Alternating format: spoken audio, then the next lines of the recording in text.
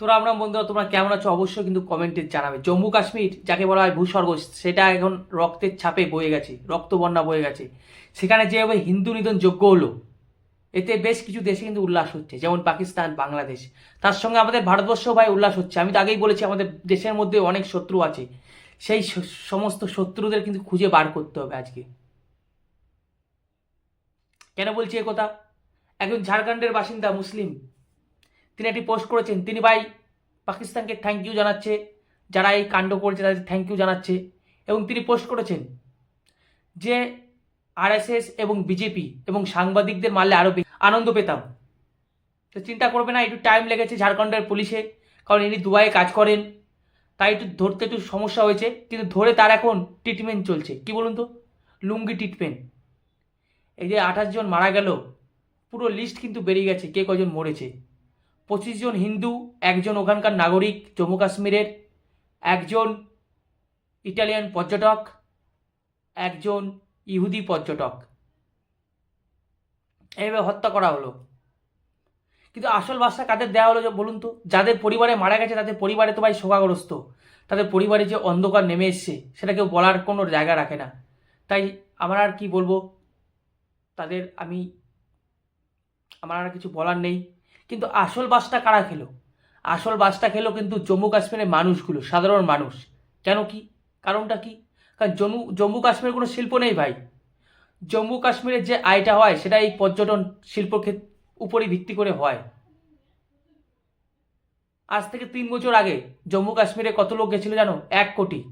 তারপরে প্রায় 1.80 কোটি লোক গেছিল। এখন মনে করা হচ্ছিল প্রায় 2.5 থেকে 3 কোটি লোক এই বছর যেতে পারে। কিন্তু এই ঘটনার পর আর কি লোক যাবে? তাহলে বাসটা কাদের দেওয়া হলো? পুরোপুরি জম্মু কাশ্মীরে বাসটা দেওয়া হলো। আর আমি আগেই বলেছি, দেখো আমাদের দেশের ভিতরে অনেক শত্রু আছে, যেমন ঝাড়খণ্ডের কথাটা বললাম। এরকম ভাই সিপিএমের মোহাম্মদ সেলিম, তিনি বলছেন বিজেপি করিয়েছেন। তারপর আছে আর একজন তৃণমূলের কোনো নেতা, হয়তো আমি নেত্রী, যতদূর সম্ভব আমি জানি না এনার নামটা আমাকে জানাবেন দয়া করে। ইনি কে? এমএলএ সাবিনা ওয়াসিম, তৃণমূলের কোনো হয়তো এমপি হবে, আমি অবশ্য জানি না। তিনিও বলছেন বিজেপি করিয়েছেন। আর এটা ছাড়ুন, একজন দোগলা হিন্দু আছে যার নাম হচ্ছে দীপক বাপারি। তিনি এক কাঠে উপরে উঠে গেছেন। তিনি বলছেন দেশ জুড়ে মিথ্যা মুসলিম বিদ্বেষ সৃষ্টি করার জন্য বিজেপি নাকি করিয়েছে এই কাজটা, জঘন্য মানে এই জঘন্য কাজটা। তার আরও অনেক পোস্ট আছে ভাই তার ফেসবুক পেজে।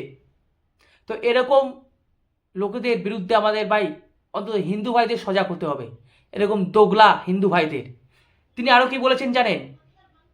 একজন পশ্চিমবঙ্গের 3 জন মারা গেছে, তার মধ্যে একজন আছে, তার নামটা আমি বলছি, এখনই বলছি, জাস্ট 1 মিনিট। তো এর বিরুদ্ধে কিন্তু ভাই আমাদের সোচ্চার হতে হবে। এবং আমি কেন্দ্র সরকারকে বলবো, ভাই এর বিরুদ্ধে যত, এই যে বিতার নামে একজন গেছে, একজন মারা গেছেন কিন্তু আমাদের বাঙালি, ইনি কি পোস্ট করেছেন? দীপক ব্যাপারী, জাস্ট একবার দেখুন। বলছে তার স্বামী মিথ্যে কথা, তার স্ত্রী মিথ্যে কথা বলছে। দেখতে পাচ্ছেন আপনারা সেই পোস্ট? এরকম দোগলা হিন্দু ইনি কি পোস্ট করেছেন?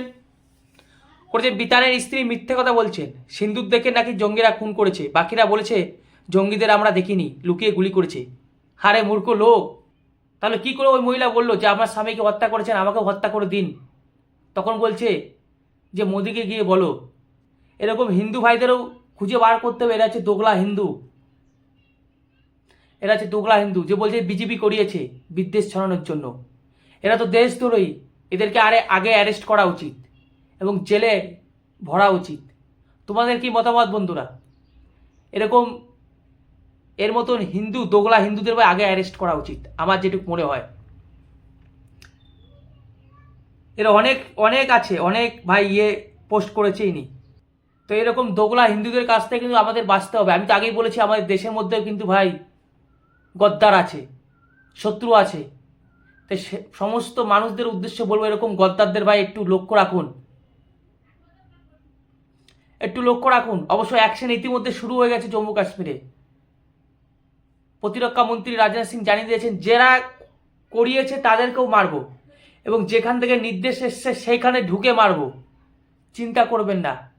আর এটা যে করতে হবে মাননীয় প্রধানমন্ত্রীকে, সেটা বোঝা যাচ্ছে। না হলে ভাই বিজেপির মধ্যেই একটা কোলাহল সৃষ্টি হয়েছে যে এবার যদি না করে তাহলে নরমপন্থী হিন্দু নেতা মাননীয় প্রধানমন্ত্রীকে দিয়ে আর হবে না। তাহলে চরমপন্থী হিন্দু নেতা যোগী সরকার এবার কেন্দ্র সরকারে বসতে চলেছে, বা যোগীকেই অনেকে প্রধানমন্ত্রী হিসেবে দেখতে চাইছেন। তোমাদের কি মতামত অবশ্যই কমেন্টে জানান।